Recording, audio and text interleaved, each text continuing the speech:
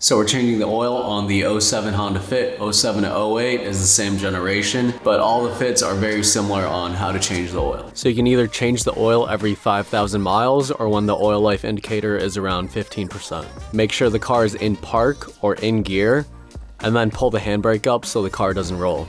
Next, we're gonna break the lug nuts loose, either with an impact wrench or a breaker bar, whichever one you have. Okay, so now we're gonna jack up the car. I sometimes use this pad that you can buy on Amazon to jack up the car on the pinch welds. Or if you have ramps, skip this part.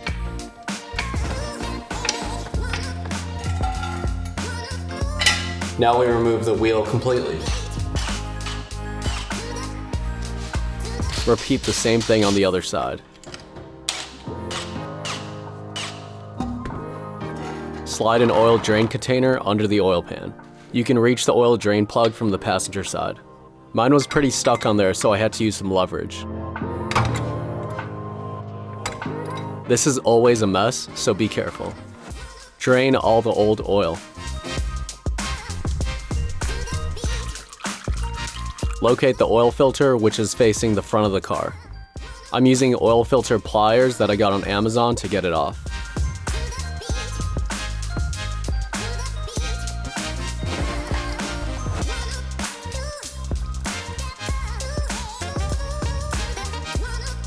Here's the new oil filter. Take a little bit of the new oil and lightly coat the oil filter O-ring. Screw on the new oil filter after the old oil is drained. After all the oil is drained, you can put the oil plug back in and torque it to 29 foot-pounds of torque, but in my case, I will be using this, which is an oil drain valve by Fumoto. I've been seeing this online on Instagram and on the forums, and a lot of people have said it's just made doing oil changes a lot easier, so I am going to install it. So as you can see, it's this valve that makes it a lot easier to drain the oil. This side goes into the pan. This is where the oil goes out of, and this lever you actually have to push down and then slide it across to be able to open or close this valve. The instructions say to hand tighten first, then a 1/8 turn with a wrench.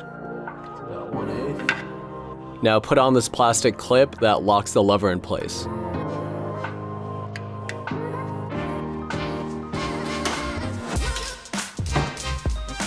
Recommended oil is 5W20 for Honda Fits. Also says it on the cap to make it easy. The car takes 3.8 quarts, and this container is a total of 5 quarts. So we're gonna leave just above 1 quart in the container. As you can see in this indicator, we left just above 1 quart in the container, which means we put about 3.8 quarts in. Now we're gonna check the oil. Wipe down the end of the oil dipstick and place it back in for a few seconds.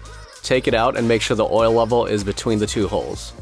You can't really see in this lighting, but the oil level is good. Close the oil cap and we're done with the engine compartment. Bolt the wheels back on and torque them to 80 foot-pounds of torque. Now we lower the car.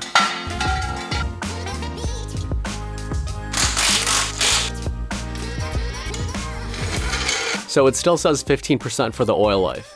That's because you have to reset it. To do that, push in the selector until it starts blinking. Let go, and press and hold it again for another 5 seconds.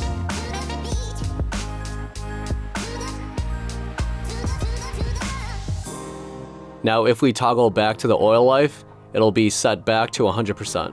Now turn on the car for about 30 seconds or so, look underneath the car, make sure there's no oil leaks, and then double check the oil level with the dipstick. You'd save about 5 minutes with ramps because you can just drive up it and then start the oil change right underneath your car. I don't have ramps because my car is a little bit lower, so I'm just used to using the jacks. Thanks for watching, and hopefully I'll see you in the next video.